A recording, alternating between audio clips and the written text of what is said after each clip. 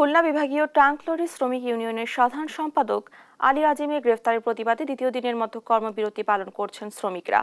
সোমবার সকালে খালিশপুরে অবস্থিত শ্রমিক ইউনিয়নের কার্যালয়ের সামনে অবস্থান নিয়ে ডিপো থেকে জ্বালানি তেল উত্তোলন বন্ধ রাখেন আন্দোলনকারীরা। কর্মবিরতির ফলে খুলনা বিভাগের 16 জেলায় বন্ধ হয়ে গেছে জ্বালানি তেল সরবরাহ। যতক্ষণ পর্যন্ত তাকে মুক্তি দেওয়া না হবে ততক্ষণ কর্মবিরতি চলবে বলে জানিয়েছেন শ্রমিক নেতারা। এর আগে গেল রোববার দুপুরে আলী আজিমকে ডিবি পুলিশ আটক করে এবং পরে তাকে খালিশপুর থানায় হস্তান্তর করা হয়।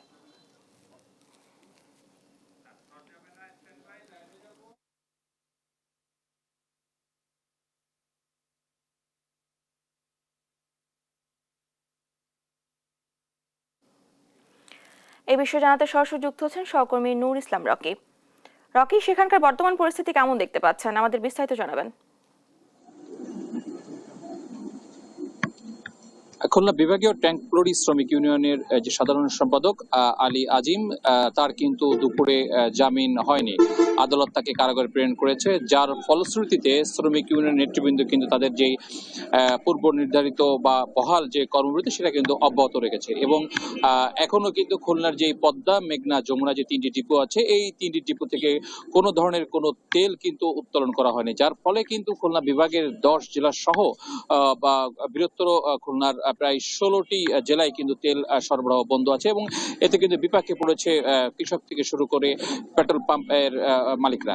আমরা কথা বলেছি এখানকার যারা শ্রমিক ইউনিয়ন নেতৃবৃন্দ আছে তাদের কাছে, তারা যেটি জানিয়েছে যে একটি মিথ্যা মামলায় কিন্তু তাদের শ্রমিক ইউনিয়নের নেতাকে আটক করা হয়েছে এবং তার প্রতিবাদে গতকাল থেকেই তারা আন্দোলনে নেমেছে। তাদের আন্দোলনের মূল ঘটনাটা হচ্ছে যে কর্মবিরতি, তারা তিনটি ডিপো থেকে তেল উত্তোলন বন্ধ রেখেছে, এটাই হচ্ছে তাদের আন্দোলন। এবং তারা যেটা আমাদেরকে জানিয়েছে যে তাদের নেতার মুক্তি না হওয়া পর্যন্ত কিন্তু তারা এই কর্মবিরতি অব্যাহত রাখবে।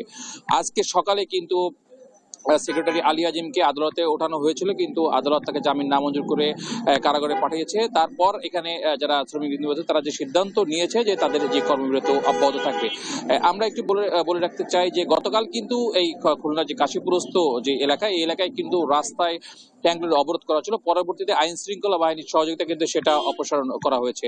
তো খুলনায় এটা ছিল আমার কাছে সর্বশেষ সংবাদ। ধন্যবাদ আপনাকে।